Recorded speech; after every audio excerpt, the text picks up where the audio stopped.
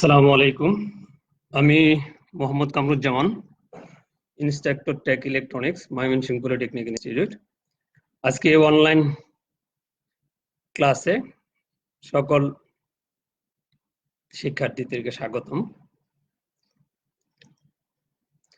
Domain engineering electronics টেকনোলজির চতুর্থ বর্ষের ছাত্রছাত্রীদের জন্য বিষয়ের নাম হচ্ছে network filter and transmission lines, বিষয় কোড 66841। পাঠ পরিকল্পনা উপস্থাপনায় Mohammad Kamruzzaman, instructor tech electronics, Mymensingh polytechnic institute. আমরা নেটওয়ার্ক ফিল্টার এন্ড ট্রান্সমিশন লাইনের আজকে প্রথম অধ্যায় আলোচনা করব। প্রথম অধ্যায়ে আছে আমাদের প্রথম অধ্যায়ের নাম হচ্ছে নেটওয়ার্ক থিওরেমের বৈশিষ্ট্য। এই চ্যাপ্টারে আছে 1.1 আছে টেলিজেন্স থিওরেমের বিবৃত ব্যাখ্যা, 1.2 তে আছে সুপারপজিশন থিওরেম, 1.3 তে আছে সাবস্টিটিউশন থিওরেমের ব্যাখ্যা, 1.4 এ আছে থেভনিন ও নর্টনস থিওরেমের ব্যাখ্যা এবং 1.5 আছে রেসিপ্রোসিটি ও ম্যাক্সিমাম পাওয়ার ট্রান্সফার থিওরেমের ব্যাখ্যা। আমরা অধ্যায় 1 এর আজকে যেটা আলোচনা করব যে আমাদের টেলিজেন্স থিওরেমের বিবৃত ব্যাখ্যা 1.1। তাহলে আমরা প্রথমে জানবো যে টেলিজেন্স থিওরেম কাকে বলে। যে টেলিজেন্স থিওরেম হচ্ছে যে কোনো নেটওয়ার্কের সকল শাখার বিভিন্ন উপাদানের সংগঠিত পাওয়ারের যোগফল সবসময় শূন্য হয়। আমি থিওরেমটা আবার বলতেছি। টেলিজেন্স থিওরেম যে কোনো নেটওয়ার্কের সকল শাখার বিভিন্ন উপাদানের সংগঠিত পাওয়ারের যোগফল সবসময় শূন্য হয়। এখানে আমরা এটা বলতে পারি গাণিতিকভাবে যে summation of B K into I K equal 0।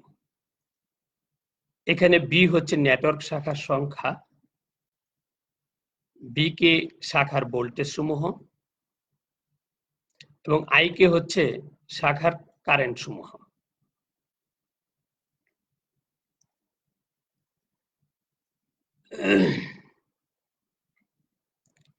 এখানে এই থিওরেমটা আমাদের প্রমাণের জন্য আমরা এখানে একটা সার্কিট অঙ্কন করেছি। আমরা এখানে দেখতে পেরেছি যে সার্কিটটা হচ্ছে যে একটা রেজিস্টার, একটা ব্যাটারি বা পাওয়ার সাপ্লাই, যেটাকে পাওয়ার সরবরাহ বলা হয়, 16 ভোল্টের একটা ব্যাটারি সাথে দেওয়া হয়েছে। এখানে 4টা রেজিস্টার আছে, 2 ওহম একটা রেজিস্টার এবং 6 ওহমের সাথে প্যারালালে 10 ওহম 4 ওহমের 2টা রেজিস্টার আছে, 4টা রেজিস্টার। আমরা টেলিজেন্স থিওরেমটাকে যদি সহজে প্রমাণ করতে চাই যে নিচের সার্কিটটি টেলিজেন্স থিওরেমের সাহায্যে নির্ণয় করা হলো। এখানে টেলিজেন্স থিওরেমটি আমরা প্রমাণ করতে পারবো সহজেই। আমরা যে ফার্স্ট সেমিস্টারে ইলেকট্রিক্যাল ফান্ডামেন্টাল সার্কিট সাবজেক্ট পড়েছি, সেটার মধ্যে আমাদের একটা ছিল যে কারশফের সূত্র। কারশফের সাধারণত 2টা সূত্র থাকে, একটা হলো কারশফের কারেন্ট সূত্র যেটাকে ক্যাসিএল বলে, আরেকটা হলো কারশফের ভোল্টেজের সূত্র যেটাকে কেভিএল বলে। আমরা এখানে টেলিজেন্স থিওরেমটা প্রমাণের জন্য আমরা কারশফের সূত্রটা অ্যাপ্লাই করব, সূত্র দুটি অ্যাপ্লাই করব এবং ওই ধরনের সার্কিট অ্যাপ্লাই করে আমরা টেলিজেন্স থিওরেমটা প্রমাণ করব। যে এখানে যে আমি সার্কিট অঙ্কন করেছি, এখানে কারশফের সূত্র প্রয়োগ করে এখানে I1 এবং I2 এর মান বের করি, মানে এখান থেকে আমাকে I1 এবং I2 এর মানটা বের করতে হবে এই সার্কিট থেকে। আর আমরা এটা কিভাবে করব? কারশফের সূত্রের সাহায্যে করব। কারশফের সূত্রে আমরা 2টা জিনিস শিখছিলাম, যে আমরা এখানে যে সার্কিটটা আছে, একটা সূত্র হচ্ছে ক্যাসিএল আর একটা হচ্ছে কেভিএল। কেভিএল সূত্রটা এই লুপের মধ্যে আমরা প্রয়োগ করব। এটা হলো লুপ 1। যে লুপ 1টা হচ্ছে যেমন এখান থেকে এই একটা বদ্ধ বা ঘেরা ক্ষেত্র, এটা হচ্ছে লুপ 1। আমি ইন্ডিকেট করে দিছি যে লুপ 1। আর এই ক্ষেত্রটাকে বলা হয় লুপ 2। 2টা লুপে ভাগ করা হয়েছে। লুপ 1 এর ক্ষেত্রে আমরা এখন দেখব যে লুপ 1 এ কি করা যায়। যে লুপ 1 এর ক্ষেত্রে আমরা যখন সমীকরণটা ধরবো, যে আমরা লুপ 1 এ কেভিএল প্রয়োগ করব। লুপ 1 এ কেভিএল কারশফ ভোল্টেজ ল। যেটা আমরা ফার্স্ট সেমিস্টারে পড়ে আসছি। কেভিএল প্রয়োগ করলে যে ভোল্টেজ লটা প্রয়োগ করলে, যেমন আমরা যদি এই বিন্দুটার কথা চিন্তা করি যে ব্যাটারি থেকে কারেন্টটা বের হয়ে এই 2 ওহম রেজিস্টরের মধ্যে দিয়ে যাচ্ছে, এই রেজিস্টরটার মধ্যে দিয়ে যাচ্ছে I1 কারেন্ট। তাহলে আমরা ওহমের সূত্র থেকে জানি যে কোন রেজিস্টরের মধ্যে দিয়ে যে পরিমাণ কারেন্ট প্রবাহিত ওই রেজিস্টরের ভোল্টেজ ড্রপ হচ্ছে ওই রেজিস্ট্যান্স এন্ড কারেন্টের গুণফল। আর কেভিএল হচ্ছে যে একটা ঘেরা বা বদ্ধ ক্ষেত্রের মধ্যে যে কয়টা ভোল্টেজ ড্রপ আছে এবং যে পরিমাণ ভোল্টেজ সরবরাহ দেওয়া হয়েছে এটার বীজগণিতীয় সমষ্টি হবে 0।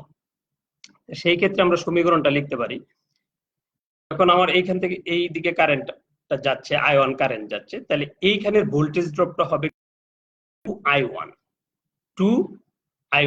অর্থাৎ 2 হচ্ছে রেজিস্ট্যান্স আর I1 হচ্ছে কারেন্ট। এই দুইটার এই 2 ওহম রেজিস্ট্যান্স সার্কিটের 2 ওহম রেজিস্ট্যান্সের ভোল্টেজ ড্রপ।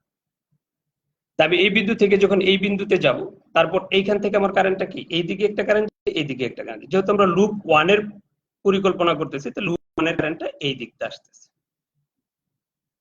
তাহলে এই দিক দিয়ে যে কারেন্টটা যাচ্ছে এটা হচ্ছে 6 ওহম কারেন্ট। তো আমরা এটা দেখতেছি যে I1 কারেন্টটা এখানে আইসা মানে এইদিকে একটা গেছে, এইদিকে একটা কারেন্ট গেছে। তো এইদিকে যে 10 ওহমের মধ্যে যে কারেন্টটা গেছে এটা হচ্ছে I2, আর 6 ওহমের মধ্যে যে কারেন্টটা যাচ্ছে যে কারেন্ট, তাহলে I1 থেকে I2 টাকে মাইনাস করলে যে কারেন্টটা পাওয়া যাবে এটা কি হচ্ছে এই 6 ওহমের মধ্যে দিয়ে যাচ্ছে। সেই জন্য এইখানের কারেন্টটা হচ্ছে I1 মাইনাস I2। আমি চিত্রের মধ্যে দেখানো হয়েছে যে I1 মাইনাস I2 এই দিকটা প্রবাহিত হচ্ছে। তাহলে আমার এখানে 6 ohm resistance into I1 minus I2। তারপর এই বিন্দু থেকে এই বিন্দুতে চলে গেলাম, এইখান থেকে এইখানে যাওয়ার ক্ষেত্রে আমার কোনো রেজিস্টর নেই, যার কারণে এখানে কোনো বাধা প্রাপ্ত হচ্ছে না, বা এখানে কারেন্টটাকে জিরো ধরতে পারি আমরা, ভোল্টেজ ড্রপ, এখানে কোনো ভোল্টেজ ড্রপ নেই। তারপর আবার এইখান থেকে আমি আবার এই পূর্বের বিন্দু যেখান থেকে শুরু করছিলাম ওই বিন্দুতে যখন চলে যাব, তখন আমার সামনে এখানে যে ব্যাটারি সোর্সটা আছে এই ব্যাটারি সোর্সের সামনে এই ছোটটা হচ্ছে নেগেটিভ, এই বড় টানটা হচ্ছে পজিটিভ। আমরা এটা জানি সবাই, এটা ব্যাটারির সিম্বলই যে নেগেটিভ পজিটিভ, তাহলে এই জন্য এটা নেগেটিভ। এই ভোল্টেজের মান হচ্ছে 16 ভোল্ট, এই জন্য 16 ইকুয়াল 0। আর এইখানে আমরা 2I1 এই ভোল্টেজটা কেন পজিটিভ দিলাম সমীকরণে, যেমন আমার কারেন্টটা কি একটা রেজিস্টরের মধ্যে দিয়ে প্রবেশ করে এবং রেজিস্টরের মধ্যে দিয়ে পজিটিভ দিয়ে ঢুকে এবং নেগেটিভ দিয়ে বের হয়। কারেন্টের ধর্মটা হচ্ছে রেজিস্টরের পজিটিভ দিয়ে ঢুকবে এবং নেগেটিভ দিয়ে বের হবে। এই জন্য আমরা যখন ফার্স্ট যেটাতে গেলাম এখানে যে পজিটিভ চিহ্ন, পজিটিভ, এই চিহ্নটা পজিটিভ, এই জন্য এখানে পজিটিভ হবে। আবার এখান থেকে যখন কারেন্টটা ঢুকতেছে এই রেজিস্টরের চিহ্ন পজিটিভ, এই জন্য পজিটিভ। আবার এখান থেকে যখন কারেন্টটা চলে আসলো এই সামনে আমাদের আছে কি নেগেটিভ, এই জন্য এটা হচ্ছে নেগেটিভ। আমাদের কার্শফের সূত্র আগে যেটা আমরা পড়েছি আমাদেরকে সবসময় মনে রাখতে হবে যে হয় যদি আমরা প্রথমের চিহ্নটাকে কাউন্ট করি তাহলে প্রত্যেকটা ক্ষেত্রে প্রথম চিহ্ন কাউন্ট হবে, আর যদি শেষের চিহ্নটা কাউন্ট করি তাহলে সব ক্ষেত্রেই শেষের চিহ্নটা কাউন্ট হবে। আমরা এখানে প্রথম চিহ্নটা কাউন্ট করছি, এই জন্য প্রথমে এখানে পজিটিভ, 2 ওহমের সামনে পজিটিভ আছে এই জন্য এটা পজিটিভ, 6 ওহমের সামনে পজিটিভ আছে এই জন্য এটা পজিটিভ, এবং এই ব্যাটারির সামনে এখানে কি আছে নেগেটিভ, এই জন্য এটা নেগেটিভ।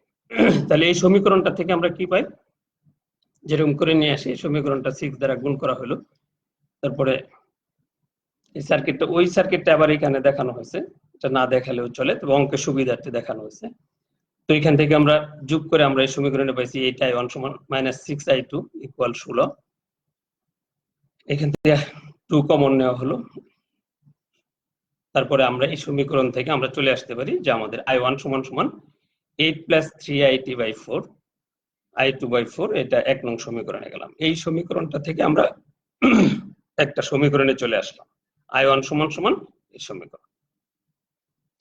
দেন আমরা আবার লুপ 2 এর ক্ষেত্রে যদি কেভিএল প্রয়োগ করি, এই লুপ 2, এটা তো লুপ 1 এর ক্ষেত্রে গেল, এখন লুপ 2 এর ক্ষেত্রে যদি কেভিএলটা প্রয়োগ করি তাহলে লুপ 2 তে আমরা দেখব যে এটা সমীকরণটা কি হবে। আমরা দেখি যেটা সমীকরণটা হচ্ছে আমি যখন এই বিন্দু থেকে এই দিকে যাচ্ছি 10 ওহমের মধ্য দিয়ে, এটার সামনে আছে পজিটিভ, পজিটিভ হবে 10, এটার ভোল্টেজ ড্রপ হচ্ছে 10I2, যেহেতু 10 ওহম রেজিস্টরের মধ্যে I2 কারেন্ট প্রবাহিত হচ্ছে তাহলে 10I2। তারপর এখানে আছে 4, এটার সামনে যেহেতু প্লাস, এখানে প্লাস হবে 4i2। এই কারেন্টটা এইদিকে এসে এই দিক দিয়ে এইখানে আসলো, এখানে আর কোনো রেজিস্ট্যান্স নেই, তার এখানে কোনো ভোল্টেজ ড্রপ আমার থাকবে না। তারপর এই কারেন্টটাকে লুপ 1, যে বিন্দু থেকে আমি প্রথমে শুরু স্টার্ট করছিলাম ওই বিন্দুতে আমি আবার চলে যাব। যাওয়ার পরে আমাকে এই দিকটা উপরের দিকে উঠতে হবে। আমার কারেন্টটা এখন কি লুপ 2 এর ক্ষেত্রে উপরের দিকে উঠবে। উপরের দিকে উঠলে আমার কি হবে, যেমন এটা 6 ওহম রেজিস্ট্যান্স এবং এটার সামনে কি আছে, যখন উপরের দিকে উঠবে, যখন এই উপর থেকে যখন নিচের দিকে নামতেছিল তখন পজিটিভ চিহ্ন, আর উপরের দিকে যখন উঠতেছে তখন সামনে তার নেগেটিভ চিহ্ন, এই জন্য এখানে নেগেটিভ হবে। তাহলে 6 আর এই কারেন্টের মান হচ্ছে I1 মাইনাস I2 ইকুয়াল 0। অর্থাৎ এখানে এই তিনটা ভোল্টেজ ড্রপ সমান হবে, তিনটা ভোল্টেজ ড্রপের সমষ্টির সমান হবে 0। এই সমীকরণটা আমরা এই সমীকরণ থেকে আমরা কি পেলাম, যে গুণ করে দিই, গুণ করলে যে ভ্যালু আসবে, ভ্যালু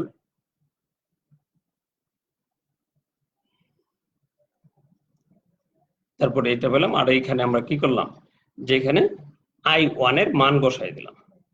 আমরা এক সমীকরণ থেকে যে I1 এর ভ্যালুটা পাইছিলাম, এখানে I1 এর মানটা আমরা বসাই দিছি, যে 6, এই 6 I1 এর জায়গায় I1 এর ভ্যালুটা বসাই দিছি ইকুয়াল 0, 1 নং এর সাহায্যে লিখে দিছি সাইডে।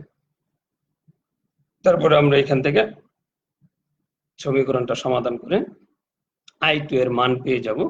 I2 ইকুয়াল হচ্ছে 0.774 এম্পিয়ার।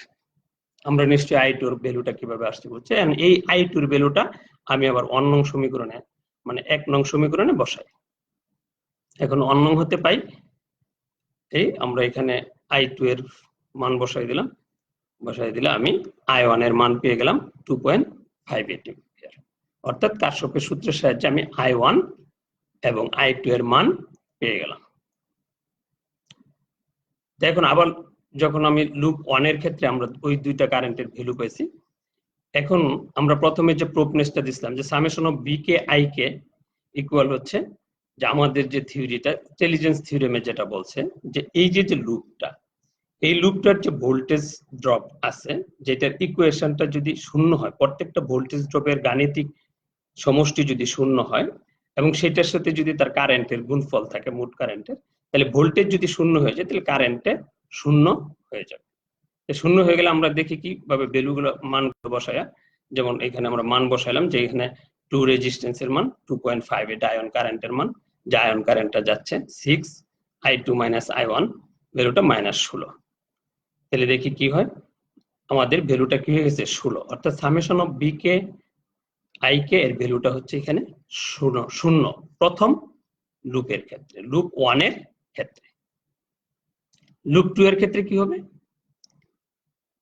তো একই আবার লুপ 2 এর ক্ষেত্রে ইকুয়েশনটা বসানো হলো। লুপ 2 এর ক্ষেত্রে যে লুপটা আছে, এইখানে যে ভোল্টেজ ড্রপ গুলো আছে, এই ভোল্টেজ ড্রপ গুলো সমাধান কি হবে, এই ভোল্টেজ ড্রপ গুলো সমাধান আমরা লুপ 2 তেও কি পেয়ে গেলাম 0।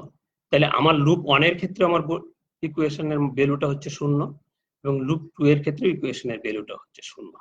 এই জন্য ইন্টেলিজেন্স থিওরেম যেটা বলছে যে একটা সার্কিটের মধ্যে যতগুলো ভোল্টেজ ড্রপ আছে প্রত্যেকটার এবং ভোল্টেজ সাপ্লাই আছে প্রত্যেকটার পাওয়ারের বীজগণিত সমষ্টি হবে 0। তাহলে এই ক্ষেত্রে আমরা যেহেতু উভয় পক্ষে 0 পেয়েছি, তাহলে আমরা ইন্টেলিজেন্স থিওরেমটা বলতে পারি যে এটা আমার ইন্টেলিজেন্স থিওরেমটা প্রমাণিত হলো। তারপরে আমরা আসবো ইন্টেলিজেন্স থিওরেমের ব্যবহার। ইন্টেলিজেন্স থিওরেম কোথায় কোথায় ব্যবহার করা হয়, তো বলতেছি ইন্টেলিজেন্স থিওরেমের রিঅ্যাকশন নেটওয়ার্কের টোপোলজি ও স্ট্রাকচার অ্যানালাইসিসের ক্ষেত্রে ব্যবহার করা হয়, ডিজিটাল সিগন্যাল প্রসেসিং এর ক্ষেত্রে ফিল্টার ডিজাইনে ব্যবহার করা হয়, বায়োলজিক্যাল ও কেমিক্যাল প্রসেসের ক্ষেত্রে, কেমিক্যাল প্ল্যান্ট এবং অয়েল ইন্ডাস্ট্রির জটিল সিস্টেমের ক্ষেত্রে ইন্টেলিজেন্স থিওরেম ব্যবহার করা হয়।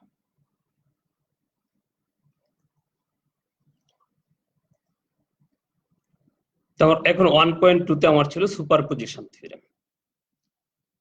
সুপারপজিশন থিওরেম কাকে বলে, আমার 1.1 এর আলোচনা হলো ইন্টেলিজেন্স থিওরেম, এখন 1.2 তে হচ্ছে সুপারপজিশন থিওরেম। সুপারপজিশন থিওরেমটা হচ্ছে যে একাধিক উৎস, অর্থাৎ কারেন্ট বা ভোল্টেজ সোর্স, কোন সার্কিটে যদি একাধিক উৎস, সেটা কারেন্ট অথবা ভোল্টেজ সোর্স যাই হোক, বিশিষ্ট কোন লিনিয়ার নেটওয়ার্কে লিনিয়ার নেটওয়ার্ক হচ্ছে যেগুলোর মধ্যে আমরা কি করি, রেজিস্টর, ক্যাপাসিটর, ইন্ডাক্টর ব্যবহার করি, যে প্যারামিটারগুলো, যে কোনো প্যারামিটারের ভিতর দিয়ে প্রবাহিত কারেন্ট প্রত্যেকটি সোর্স পৃথকভাবে বিবেচনা করলে, আমরা একটু মনোযোগ দিয়ে থিওরেমটা শুনি, যে একাধিক উৎস কারেন্ট বা ভোল্টেজ সোর্স বিশিষ্ট কোনো লিনিয়ার নেটওয়ার্কের যে কোনো প্যারামিটারের ভিতরে প্রবাহিত কারেন্ট প্রত্যেকটি সোর্স পৃথকভাবে বিবেচনা করলে উক্ত প্যারামিটার দিয়ে প্রবাহিত কারেন্ট সমূহের বীজগণিতিক যোগফলের সমান। উক্ত প্যারামিটার দিয়ে প্রবাহিত কারেন্ট সমূহের বীজগণিতিক যোগফলের সমান। যদি সেটি এসির ক্ষেত্রে ভেক্টর যোগফল হবে, এসির ক্ষেত্রে ভেক্টরের যোগফল হবে। তবে যে সোর্স বিবেচনা করতে হবে সেই সোর্সটি ছাড়া অন্য সোর্সগুলো ভোল্টেজ সোর্স হলে আভ্যন্তরীণ রোধ ও ইম্পিডেন্স দ্বারা প্রতিস্থাপন করতে হবে এবং কারেন্ট সোর্স খোলা বিবেচনা করতে হবে। আমরা থিওরেমটা যদি সুন্দর করে বুঝি তাহলে অঙ্কগুলো আমাদের জন্য সহজ হয়ে যাবে। তাহলে আমরা থিওরেমটা একটু বোঝার চেষ্টা করি। আমি আবার বলতেছি যে একাধিক উৎস কারেন্ট বা ভোল্টেজ সোর্স বিশিষ্ট কোনো লিনিয়ার নেটওয়ার্কের যে কোনো প্যারামিটারের ভিতর দিয়ে প্রবাহিত কারেন্ট প্রত্যেকটি সোর্স পৃথকভাবে বিবেচনা করলে উক্ত প্যারামিটার দিয়ে প্রবাহিত কারেন্ট সমূহের বীজগণিতিক যোগফলের সমান। তবে যে সোর্সটি বিবেচনা করতে হবে সেই সোর্সটি ছাড়া অন্য সোর্সগুলোর ভোল্টেজ সোর্স হলে আভ্যন্তরীণ রোধ বা ইম্পিডেন্স দ্বারা প্রতিস্থাপন করতে হবে এবং কারেন্ট সোর্স খোলা বিবেচনা করতে হবে, অর্থাৎ ওপেন থাকবে। আমরা যদি লক্ষ্য করি যে এই একটা সার্কিট, সুপারপজিশন থিওরেমের মাধ্যমে আমরা এই সার্কিটটা প্রমাণ করতে যাব। সার্কিটের মধ্যে দুইটা ভোল্টেজ সোর্স আছে, V1 এবং V2, আর তিনটা রেজিস্টর দেওয়া আছে, R1, R2 এবং R3।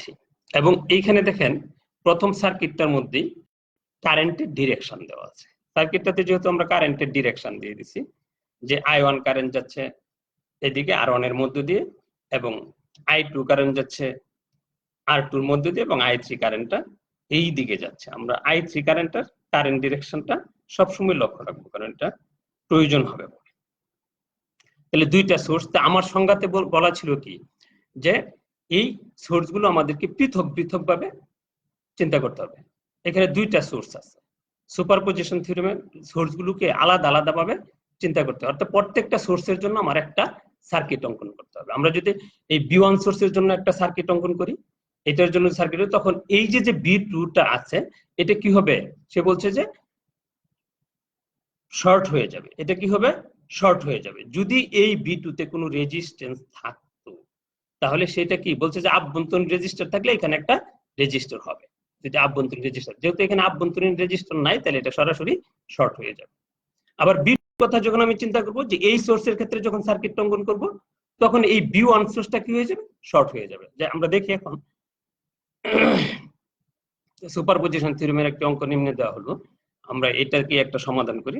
দেখি আমরা এখান থেকে এই অঙ্কটা থেকে আমরা সুপারপজিশন থিওরেমটা যে করলাম আমরা এটা প্রমাণ করতে পারি কিনা। চিত্রে V1 এবং V2 দুইটি ভোল্টেজ সোর্স এবং R1, R2 ও R3 তিনটি রেজিস্টার ব্যবহার করা হয়েছে। এখানে লিখে দিচ্ছি আমি সাইটে। এটা চিত্র নং ক, চিত্র নংটা দেখতে হবে। এখানে R1 এর মধ্যে দিয়ে I1 এবং R2 এর মধ্যে দিয়ে I2 এবং R3 এর মধ্যে দিয়ে I3 কারেন্ট প্রবাহিত হয়। সুপারপজিশন থিওরেমের মাধ্যমে প্রতিটি শাখার মান নির্ণয় করতে হবে। I1, I2 এবং I3 এর মান নির্ণয় করতে হবে। সাধারণত প্রত্যেক শাখার কারেন্টের মান নির্ণয় করার জন্য আমরা সাধারণত সুপারপজিশন থিওরেমটা ব্যবহার করে থাকি। দেখি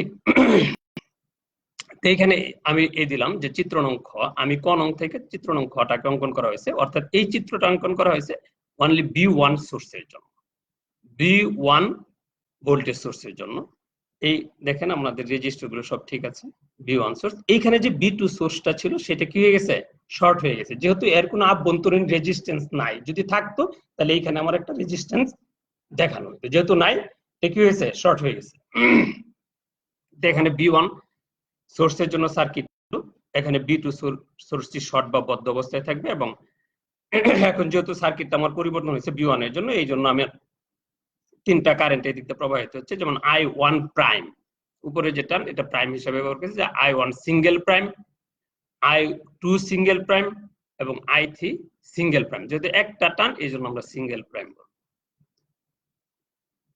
তো এখানে আমার সার্কিটের সমতুল্য রেজিস্ট্যান্স, এই সার্কিটের ক্ষেত্রে সমতুল্য রেজিস্ট্যান্স কি হবে, যে এখান থেকে কারেন্ট যাচ্ছে, তাহলে এই যে রেজিস্টরটা এটা সিরিজে, আর এই R2 এবং R3 প্যারালালে। আমি ইকুয়েশনটা দেখাচ্ছি, যে তাহলে এখানে কি হলো, যে এই R1 RE prime single prime, যেমন R1টা সিরিজ আছে এজন্য 4 প্লাস, আর এই দুইটা কি আছে প্যারালালে, R2 এবং R3 প্যারালালে। তো প্যারালাল দুইটা রেজিস্টর থাকা মানে এটা হচ্ছে সমাধানটা হচ্ছে যে দুইটা রেজিস্টরের গুণফল বাই দুইটা রেজিস্টরের যোগফল, দুইটা রেজিস্টরের গুণফল বাই দুইটা রেজিস্ট্যান্সের যোগফল, যেহেতু ভ্যালু এই জন্য রেজিস্ট্যান্স যেহেতু চলে আসবে এখানে।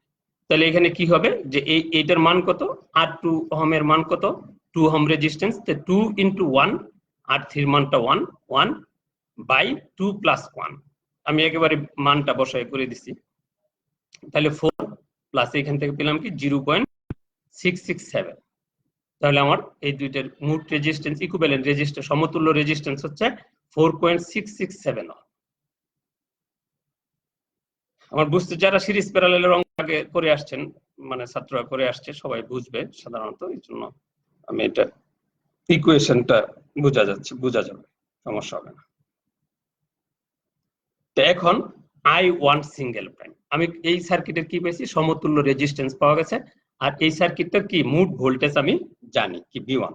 তাহলে আমরা কি জানি, যে এই সার্কিটের যে মোট কারেন্ট বা এই I1 সিঙ্গেল প্রাইম, তাহলে মোট কারেন্ট সমান কি মোট ভোল্টেজ বাই মোট রেজিস্ট্যান্স, যেটাকে আমরা সমতুল্য রেজিস্ট্যান্স RE প্রাইম পেয়েছি। তাহলে মোট ভোল্টেজটা হচ্ছে V1 28 ভোল্ট, 28 বাই মোট রেজিস্ট্যান্স 4.667 ওহম। তাহলে সেই ক্ষেত্রে আমার I1 সিঙ্গেল প্রাইম হবে 6 এম্পিয়ার। তা আমি এই সার্কিটের মোট কারেন্ট পাইছি। এখন আমি এই দুইটা কারেন্ট অতি সহজেই বার করা যাবে, যেটা দেখাচ্ছি, যেমন I2 single prime. I2 single prime কি হবে, যে I2 সিঙ্গেল প্রাইম সমান সমান হচ্ছে মোট, যে আমরা কি কারেন্টের সূত্রটা কি জানি, যে দুইটা রেজিস্টর যদি এরকম পাশাপাশি থাকে, মোট কারেন্ট আমার জানা থাকে, তাহলে কি হবে, যে দুইটা মোট কারেন্ট ইনটু বিপরীত রেজিস্ট্যান্স, আমি যে কারেন্টটা বাইর করতেছি যে I2, তাহলে এটার বিপরীত রেজিস্ট্যান্স হচ্ছে R3। তাহলে মোট কারেন্ট কি I1 ইনটু বিপরীত রেজিস্ট্যান্স মানে 1, অর্থাৎ R3 বাই রেজিস্ট্যান্স দ্বয়ের যোগফল, অর্থাৎ R2 প্লাস R3। এটা আমি এখানে ভ্যালু দেই করে দিছি, যে R2 সিঙ্গেল প্রাইম সমান সমান 6 হচ্ছে মোট কারেন্ট, এবং তার বিপরীত রেজিস্ট্যান্স হচ্ছে, যেহেতু আমি I2 নির্ণয় করতেছি, এটার বিপরীত হচ্ছে R3, মানে I2 এর বিপরীত কারেন্ট হচ্ছে I3, আর এর বিপরীত রেজিস্ট্যান্স R2 এর বিপরীত রেজিস্ট্যান্স হচ্ছে R3। তাহলে 6 × 1 প্লাস 2 প্লাস 1, এই দুইটা রেজিস্টরের মান, অর্থাৎ R2 প্লাস R3। তাহলে এইখান থেকে ভ্যালুটা আসলো আমার কি 2 এম্পিয়ার। তাহলে আমি R2 সিঙ্গেল প্রাইম পেয়ে গেলাম। তারপর আবার I3 সিঙ্গেল প্রাইম, I3 এর মান কত হবে, ঠিক একই রকম, জাস্ট তার রেজিস্ট্যান্স উল্টাই দিলে হবে, যে মোট কারেন্ট ইনটু বিপরীত রেজিস্ট্যান্স, অর্থাৎ মোট কারেন্ট হচ্ছে 6 এম্পিয়ার, তার বিপরীত রেজিস্ট্যান্স, যেহেতু আমি এই R1 এর মধ্যে দিয়ে প্রবাহিত কারেন্ট নির্ণয় করব, তার বিপরীত রেজিস্ট্যান্স হচ্ছে R3 এর বিপরীত রেজিস্ট্যান্স হচ্ছে R2, অর্থাৎ যেহেতু এই R3 এর বিপরীত কারেন্টটা নির্ণয় করব আমি, মানে I3 নির্ণয় করব এর বিপরীত এটা, তাহলে হচ্ছে 6 × 2 and 1 plus 2, 1 মানে এই রেজিস্টরের মান বা দুইটা রেজিস্টর দ্বয়ের মান, অর্থাৎ 4 এম্পিয়ার। তা আমি এখান থেকে পেয়ে গেলাম I1 single prime equal 6 ampere, I2 single prime equal 2 ampere, I3 single prime equal 4 ampere. এটা কার ক্ষেত্রে, V1 ভোল্টেজ সোর্সের ক্ষেত্রে। চিত্র নং খ, এই চিত্রের ক্ষেত্রে আবার যখন আমি দ্বিতীয় গণং চিত্রটার দিকে লক্ষ্য করব, অর্থাৎ V2 সোর্সের ক্ষেত্রে যখন আমি আরেকটা চিত্র অঙ্কন করছি, দেখেন আমার কারেন্ট ডিরেকশন গুলো এই V2 সোর্সের উপর ভিত্তি করে হয়েছে। যেমন আমার এটা ব্যাটারি সোর্স, তাহলে এই ক্ষেত্রে কারেন্ট কোথায় যাবে, এই দিকে যাবে। তাহলে এইটা হচ্ছে I3 ডাবল প্রাইম, আমি কারেন্টের মানগুলো মানে যে প্রতীকগুলো দিছি ওই প্রতীকগুলো ওইভাবেই ধরছি, আর কারেন্টের ডিরেকশন গুলো কি হয়েছে, উল্টে গেছে। যেমন এটার ডিরেকশন প্রথম চিহ্নতে ক নম্বর চিহ্নতে এইদিকে ছিল, খ নম্বর চিহ্নতে এইদিকে ছিল, এখন কিন্তু এই সোর্সের জন্য এটা কি উল্টে গেছে, তাহলে এইদিকে কারেন্ট গেছে, এইদিকে কারেন্ট গেছে এটা। তাহলে এখন আমরা নিশ্চয়ই বুঝতে পারছি এইটা দিকে। তো এখন আমরা দেখবো কি করা যায়। তো V2 সোর্সের জন্য সার্কিটটি হলো এখানে B1 শর্ট অবস্থায় এখানে B1 ছিল, B1 কি হয়ে গেছে, শর্ট হয়ে গেছে, মধ্য অবস্থায় থাকবে, এবং I1 single prime, I2 single prime এবং I3 সিঙ্গেল প্রাইম মান নির্ণয় করতে হবে। এখানে সার্কিটের সমতুল্য রেজিস্ট্যান্স আমরা নির্ণয় করি, যে সমতুল্য রেজিস্ট্যান্স কি হবে, তাহলে এই রেজিস্টরটা সিরিজ আছে এবং এই দুইটা রেজিস্টর প্যারালাল আছে, তাই প্যারালাল দুইটার গুণফল বাই যোগফল ইকুয়াল কি হচ্ছে 2.33 ওহম। সমীকরণগুলো আপনারা সহজেই করে নিতে পারবেন, যেহেতু সবাই আপনারা বুঝেন, আমি চেষ্টা করেছি সহজে বোঝানোর জন্য। তাহলে এখান থেকে আমরা কারেন্টের মান পেয়ে গেলাম, যে মোট কারেন্ট কত, সমতুল্য রেজিস্ট্যান্স, তাহলে মোট ভোল্টেজ হলো 7 আর মোট সমতুল্য রেজিস্ট্যান্স 2.3, সেই থেকে আইটি ডাবল প্রাইমের মান পেয়ে গেলাম 3 এম্পিয়ার, অর্থাৎ এই কারেন্টের মান হচ্ছে 3 এম্পিয়ার। I2 ডাবল প্রাইম, আমি কারেন্টের সূত্রটা আবার বলছি, যে বিপরীত মোট কারেন্ট হচ্ছে 3 এম্পিয়ার, এই 3 এম্পিয়ার বিপরীত রেজিস্ট্যান্স, যেহেতু আমি এই কারেন্টটা নির্ণয় করতে, এটা বিপরীত রেজিস্ট্যান্স হচ্ছে এটা 4 বাই রেজিস্ট্যান্সের যোগফল 2 এম্পিয়ার। প্রথম চিত্রে এটা দেখানো হয়েছে, খ নং চিত্রে। আবার I1 সিঙ্গেল প্রাইমের ক্ষেত্রে মোট কারেন্ট ইনটু বিপরীত রেজিস্ট্যান্স বাই রেজিস্ট্যান্স এর যোগফল 1 এম্পিয়ার। তাহলে আমি এই দুইটা পেয়ে গেলাম। আবার সেই ক্ষেত্রে এখন দেখা যাক যে আমার মূল চিত্রে আসে, এখন কোন চিত্রে আমি আবার রিটার্ন আসি, আসার পরে এখন খ নং এবং ক নং চিত্রের মাধ্যমে ক নং চিত্রে মান বের করি। তাহলে আমরা দেখি যে এই সমীকরণটা দেখি, যেমন I1টা কি হচ্ছে, এই কারেন্টটা কি হচ্ছিল, এই দিকে যাচ্ছে, তাহলে I1 সিঙ্গেল প্রাইমে আমার কারেন্টটা একই দিকে ছিল ডিরেকশন। আপনারা খ নং চিত্রে যেটা দেখবেন, এটা খ নং চিত্র থেকে পাইছি, আর ঘ নং চিত্র থেকে যেটা পাইছি এখন তার ডিরেকশনটা কি ছিল, বিপরীত। আমি রেড আইডেন্টিফাই করে দিয়েছি, এটা বিপরীত ছিল, তীর চিহ্নগুলো দিয়ে দেখাই দিছি। সেই ক্ষেত্রে আমার I1 সিঙ্গেল প্রাইমের মান হচ্ছে 6 এম্পিয়ার এবং I1 ডাবল প্রাইমের মান হচ্ছে 1 এম্পিয়ার। এটা কি মাইনাস হয়ে যাবে, যেহেতু তারা বিপরীতমুখী ছিল, এই জন্য 5 এম্পিয়ার।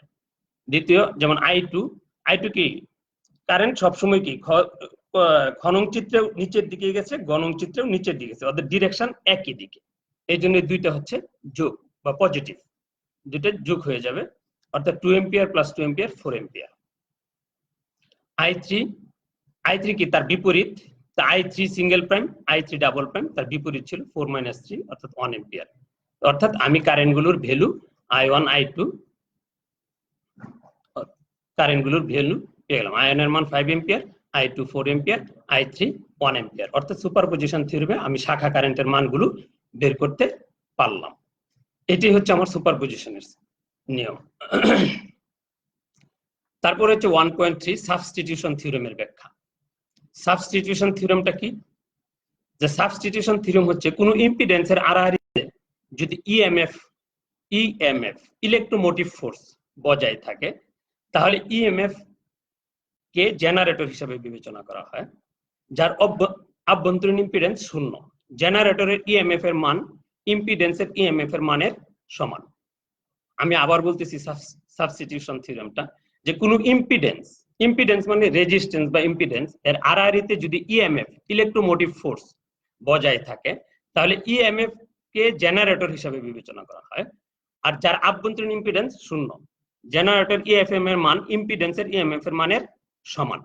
অর্থাৎ এইখানে আয়ন কারেন্ট যাইতেছে, যে এই যে জেড একটা ইম্পিডেন্স, এইটার সমতুল্য ভোল্টেজ সোর্স যদি আমি অঙ্কন করি, তাহলে এইটার ভোল্টেজ সোর্সটা হবে বিসি সমান সমান I1 ইনটু জেড। আমি এই ইম্পিডেন্সটাকে যে দেখাইছি, এটার পরিবর্তে যদি আমি এখানে ভোল্টেজ সোর্সটা দেখাই, এটা বিসি সমান সমান এই ভোল্টেজ সোর্সটা যদি বিসি হয়, তাহলে এইটার মানটা হবে I1 জেড।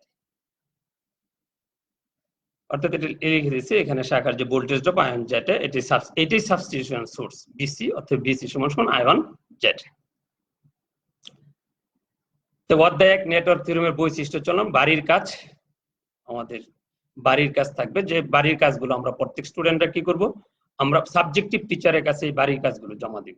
প্রত্যেক পলিটেকনিকের ওই সাবজেক্টের নির্ধারিত সাবজেক্টের টিচারের কাছে আমরা এই বাড়ির কাজগুলো জমা দিব কলেজ খোলা হওয়ার পর ইনশাআল্লাহ। 1 নম্বর চিত্র 1 নং এর মাধ্যমে ইন্টেলিজেন্স থিওরেমটা প্রমাণ করো। আমি এখানে চিত্র দিয়ে দিয়েছি। সুপারপজিশন থিওরেমের মাধ্যমে চিত্র 2 এর ভোল্টেজ Vx এর মানটা নির্ণয় করবা। তিনটা কারেন্ট বের করলেই তারপরে ভোল্টেজের সাথে গুণ দিলে কারেন্টটা ভোল্টেজ বের হয়ে যাবে, রেজিস্ট্যান্সে গুণ দিলে। এবং 3 নম্বর প্রশ্ন হচ্ছে সাবস্টিটিউশন থিওরেমের মাধ্যমে কারেন্ট সোর্স আয়ন দেখাও। এটা হলো বাড়ির কাজ। বাড়ির কাজগুলো আমরা পালন করার চেষ্টা করবো, তাহলে আমরা চর্চা করবো বাসায়, তাহলে আমাদের মনে হয় ক্লিয়ার হয়ে যাবে ইনশাল্লাহ। তো প্রশ্নপত্র পর্ব, যদি কারো কোনো প্রশ্ন থাকে, আশা করব আগামী ক্লাসে আমাদের প্রশ্নগুলা রিপিট করার জন্য। প্রশ্নপত্র আগামী ক্লাসে আমরা যেটা একই টাইমে এই দিনে আগামী ক্লাস, আগামী বুধবার 8:30-এ আমি আবার এর পরবর্তী যে জিনিসগুলো পড়াবো সেটা হচ্ছে প্রশ্নপত্র। আর আমরা যদি এই ক্লাসটা পরবর্তীতে দেখতে চাই, আমরা সব সময় পাবো www.skills.govbd.com এ আমরা এটা দেখতে পারবো। আর আমার পরবর্তী আগামী ক্লাসে যা আলোচনা হবে সেটা হচ্ছে থেভনিনস ও নর্টনস থিওরেমের ব্যাখ্যা 1.4, আর 1.5 হচ্ছে রেসিপ্রোসিটি ও ম্যাক্সিমাম পাওয়ার ট্রান্সফার থিওরেমের ব্যাখ্যা। আমরা আশা করব আগামী ক্লাসের আগে এটা একবার দেখে আসার জন্য। আজকে এই পর্যন্তই আমার ক্লাস। ধন্যবাদ সবাইকে।